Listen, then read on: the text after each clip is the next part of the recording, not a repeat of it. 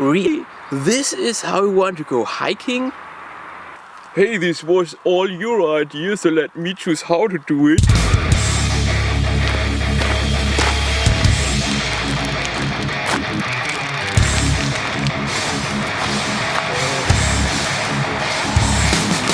This hiking makes hungry. I need a snack.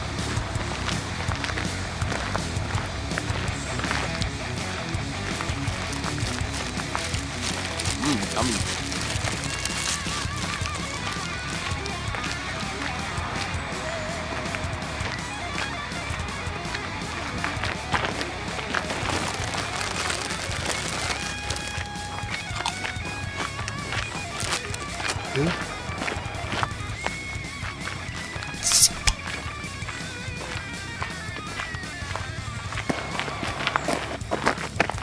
Okay, that's enough. Apparently you don't have the right mindset for hiking. Maybe you just go back to the car and wait there for me.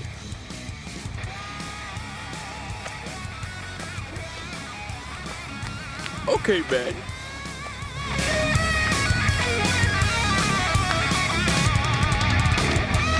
My feet hurt already anyway.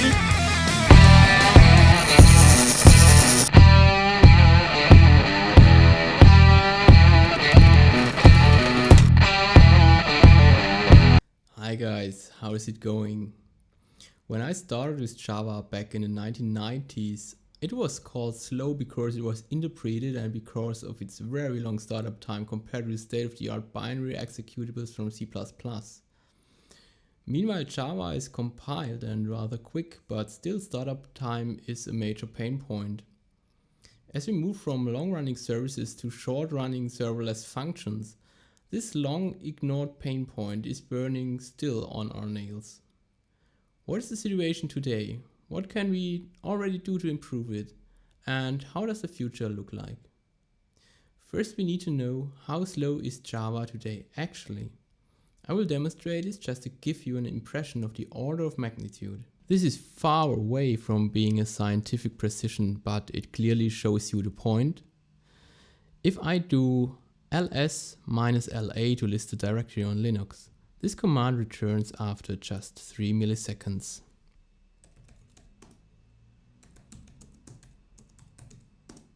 Or 4 milliseconds in this case. If you run a non-trivial version of Hello World, in our case using JCommander and the service loader API of Java, I need to wait 300 milliseconds.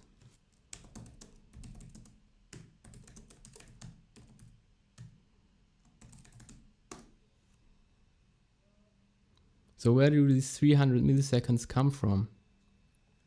This is about Java loading classes from disk, about inspecting the jars, bytecode verification and all that, and only a small amount of this is actually the execution time. It is 100 times, roughly spoken, the execution time of a native binary. So what to do today? First, we should strip our jars from everything that we do not need. Thanks to the Maven Shade plugin, I already did that, otherwise it would be much slower. So it's already counted in the current numbers. Second thing, use the latest Jdk, if any possible. As Gunnar posted on his excellent blog, each Jdk in the last years had faster startup time. The reason is, among others, default CDS and dynamic app CDS, with both really speed up things. So let's look into these. Let's use default CDS and dynamic app CDS with Java 16 and see what happens. First, I need to switch to JDK 16, and if you wonder how to do that rather easily, I'm using SDK Man, which is a really great tool and it's pre-installed in Gitpod. I just need to give the number of the Java version and I can look up the versions that are installed and the ones that are available on the net. So I have installed 16 and 8 and I want to switch to this one.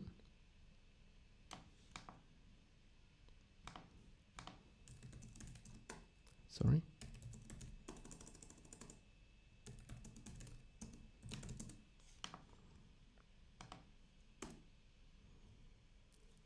that's all. Now I'm on 16. Okay, it was pre-installed on my laptop, but even installation needs just a minute. This is really great, a good tech tip. Second thing, I want to allow the compiler to actually use Java 16. So I have to modify my POM and give it a different version number.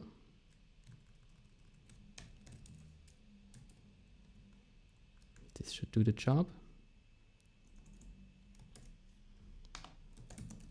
To be fair to Java, I recompile everything. Even I don't think that it makes a huge difference, but let Java do its job. Next is we have to provide some settings to AppCDS to work correctly. So we provide here the name of an archive file where the loaded files will be dumped on disk. So later they can start to import the dumped file directly using memory mapping, and this should provide a huge difference. So let's start this, that's it. And the next is we want to use that archive.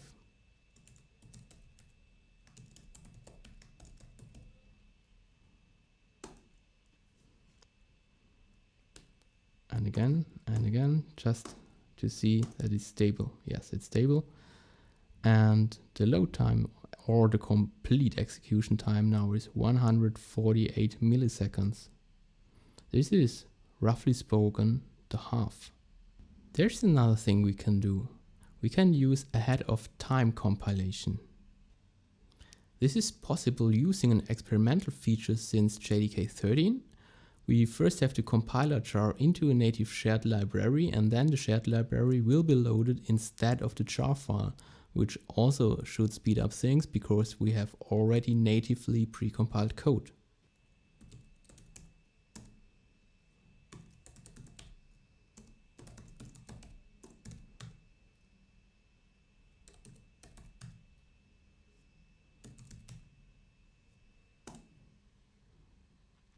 The pre-compilation job is rather slow. It has to provide C++ source code, compile the C++ source code, link it to a shared object file.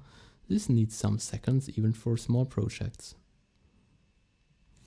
But here it is.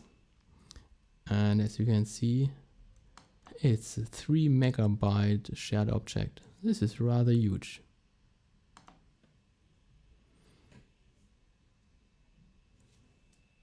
And now let's use that file and measure if there is any benefit.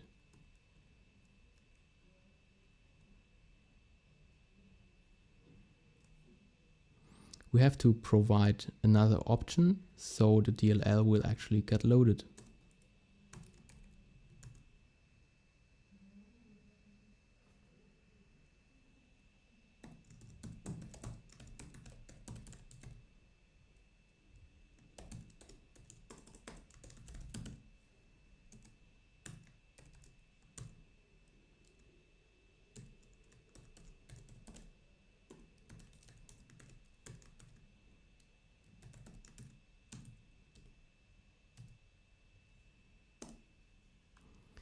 This was the first step, and we need to do the second step, which is using AppCDS save dump file.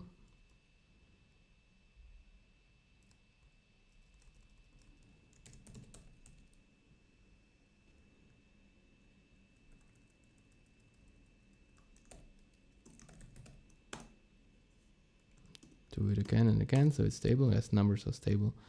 And we do not see any measurable benefit, even if it's compiled with AppCDS. So default CDS and AppCDS really make a difference, but the AOT tool does not really bring a benefit. Maybe this is related to the size of the actual tool we are compiling, but it didn't make a benefit here in our small tool. And even this is not just Hello World. We're still running JCommander, which is a rather big framework, and so it's not that easy. We are also using the service loader API, so there should be a benefit, but I couldn't measure it. I only can measure the default CDS and AppCDS improvements. By the way, no, I tried on Linux and on Windows, and I tried it on a server. This machine here has 16 cores, and on my laptop with only dual core, and never was AOT of any measurable benefit. I actually think that the OpenJDK team knows that, because there are competitive approaches. In a future episode, I will use GraalVM to produce a native image. So what's the difference? The native image is a complete exe file on Windows or a complete binary file on Linux, while currently with JAOTC we only are calling the default Java loader, and the default Java loader is loading a precompiled DLL, and a Graal native image is only a single file, so the loader is packed into it. Maybe this does a trick for us, I don't know.